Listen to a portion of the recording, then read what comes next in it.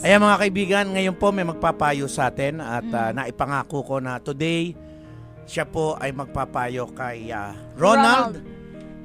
Mga kaibigan, ang napakagaling na aktor at siya po ay napakabait. And congratulations sa aming nakaraang pelikula, yung Maybe This Time. Wow. Ay, parang kilala ko na. Ang collab team po ni Sarah Geronimo at ni Kim Chiu ngayon sa kanyang teleserye. Mga kaibigan, ng ating kaibigan, Mr. Coco Martin. Sabi ko na. Good morning po. Good morning po sa lahat na nakikinig ngayong umaga. Hello. At syempre kasama ko rito si Ann. Hi po. Hi! Napanik, hindi nakapagsalita, natulala. Teka, namumula po ako. Wait lang po. At syempre sa ngalan ng Brigada News FM 104.7 dito sa FM. Maraming salamat Coco sa pagpayag mong magpayo sa ating Oo. letter send. Salamat. Oo naman. Salamat po. Napakabait niyo po talaga. Ayun. Kasalukuyan daw nagtitiping ka? Okay, Dance eh. Andito ako, taping nga ako ng Ikaw Lamang dito sa may Antipolo. Oo. Okay. So hanggang mamayang gabi na kayo niyan o madaling araw. Oo, pa-morningin na to. Hanggang bukas to. Ay. Okay, Coco, ganito yan. Si Ronald kasi sumulat, ano? Ang sabi ni Ronald, yung kanyang Lynette na girlfriend, ito yung sumuporta sa kanya sa pag-aaral. Tapos pinatira pa siya doon sa bahay nung Lynette. Ngayon, nung nag-graduate na siya at nagkaroon na siya ng trabaho, na-inlove siya sa kanyang katrabahong si Maya. Hindi niya ngayon alam ni Ronald kung anong gagawin niya. Iiwanan na ba niya si Lynette at kay Maya na siya sasama? Or kalimutan na niya yung si Maya at ituloy lang niya yung pagmamahala niya ni Lynette dahil may utang na loob siya ron eh. So, paano ka pipili? Ako, kung akong malalagay sa sitwasyon. Kung kayo po si Ronald. Ronald.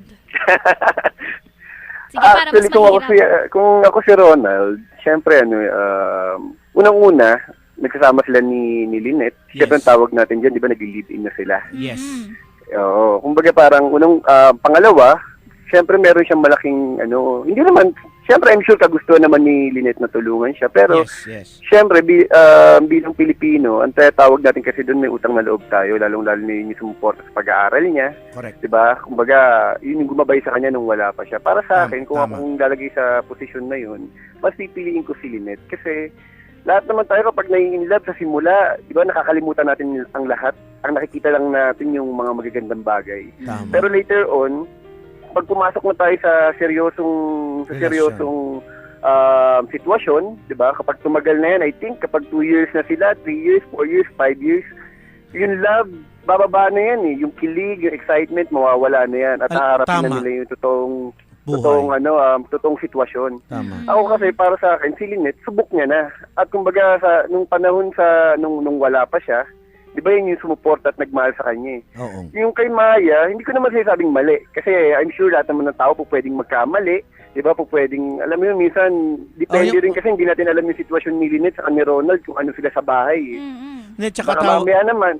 baka hindi- crush lang yun o kaya infatuation. Oo, di ba parang sayang naman yung mahabang panahon na pagsasama at Kasi ako bilang Pilipino, mataas yung ko eh. Kumbaga yung pagtingin at pagrespeto ko sa mga taong, alam mo yung pinagtatanawan ko ng utang na loob. Kaya, para sa akin, hindi lang dahil sa utang na loob, kung ako kasi papipiliin, siyempre doon na ako pupunta sa, alam ko subok na makakaramay ko sa hirap at ginawa. Alam mo, ang ganda ng sinabi mo. Oo, promise. Alam mo, tawag dito, diyan nakikita yung pagkatao ng artiste. Tingnan mo. Oo.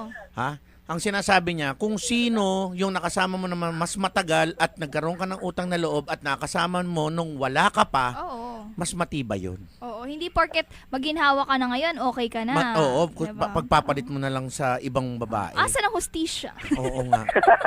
Diba? Bakit parang ang ganda mo magpayo tungkol sa sitwasyon na to? Oo. Nagkaroon ka na ba ng experience na ganyan? Hindi, wala pa eh. Hindi. Kaya Ay, siguro sabi ko, madali lang ako makarelate kasi alam ko naman sa bawat relasyon, di ba, pag umpisahin nga, crush, kinikilig ka, na-excite ka. Yes. And then after that, sabi ko, minsan darating kayo sa point na sa totoong relasyon na, doon yung nakikilala ang isa't isa Ay, talaga. naku, totoo yan. Bigla makikilala mo na parang, ba't dati ang bait niya? Ba't ngayon, ganyan, bugnutin na siya? Oo. Bakit ngayon, hindi niya na ako maintindihan? Totoo. Di ba? Yung mga Tama. ganung bagay. Kumbaga yung relasyon niya ni Ronald kay Lynette, tested. Oo, totoong-totoo yan. Oo. Kahit ako pwedeng magpatunay. Oo. Mm. Tested na yon. Oo. Pero may tanong, may pwede ba kaming magtanong sa May texter. Oo.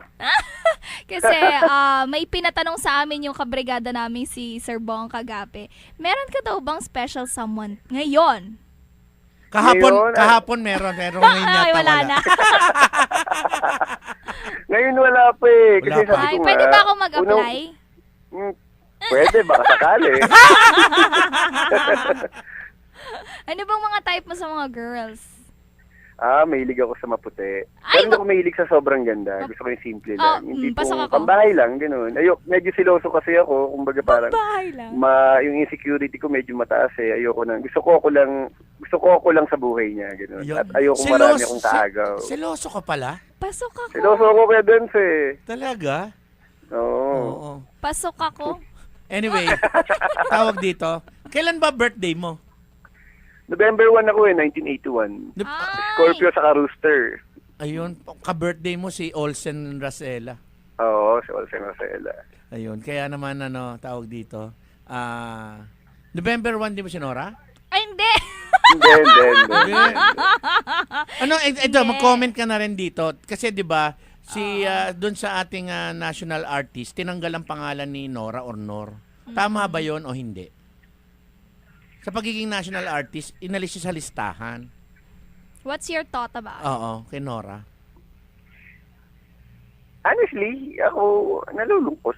Masakit sa akin kasi taga-industriya ako. Yes. Pero kasi sabi ko nga kay Dance, hindi ko rin alam eh. Actually, nung nabalitaan ko yun, masakit sa akin kasi unang-una malapit sa akin yung tao. Yes. At nakilala ko siya talaga na para sa akin na bukod sa napakagaling na artista, Mabait. napakabait niya talaga at napaka-professional niya. Kung ano man Nakagawa ka yung- na rin ng movie with Nora. Oo eh. Sabi ko nga kung ano man yung personal niyang buhay. Hindi kasama kung ano yun man eh. yung kapilan. Hindi sa akin kasi para sa akin naman, wala namang perfectong tao. 'Di ba? Lahat tayo Correct. may pinagdadaanan sa Correct. buhay. Tama. Kumbaga lahat tayo nagkakamali. Yes. At saka, yun eh, kumbaga parang ewan ko, sabi ko nahihirapan ako magsalita kasi,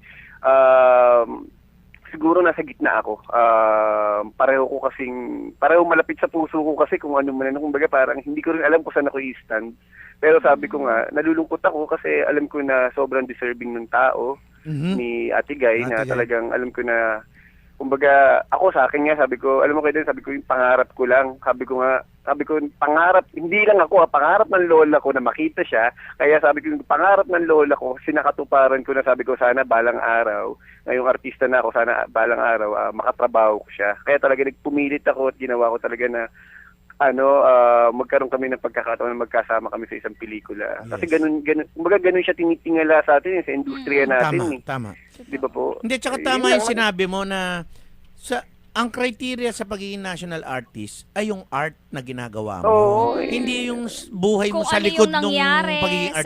artista. Totoo po. Diba? Nakakalungkot actually. Di ba? Halos lahat. Parang, Actually, yung mga Diba? texters namin Totoo. talagang nalulungkot.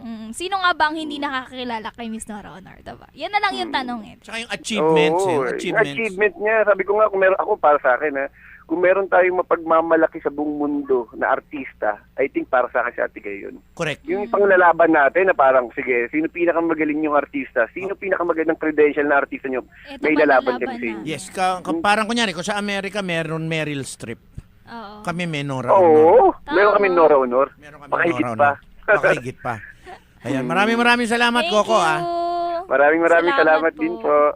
Okay, at sana ay lalo pang dumami ang pelikula mo Opo. at lalo pang tumaas ang rating lalo ng iyong Ikaw Lamang. Ako ang wish ko Salamat. kung ano yung makakapagpa-happy sa'yo sana. Yun ang makuha mo in life. O, diba? Thank you. Kaya din, salamat din sa suporta mo sa akin sa maybe this time at sana magkasama pa tayo ulit sa maraming proyekto. Yes, maraming salamat, Coco. Sa ngalan Thank ng you so Brigada, much. sa ngalan ng Brigada 104.7 News FM, maraming salamat, Mr. Coco Martin. Thank you po. Thank you po.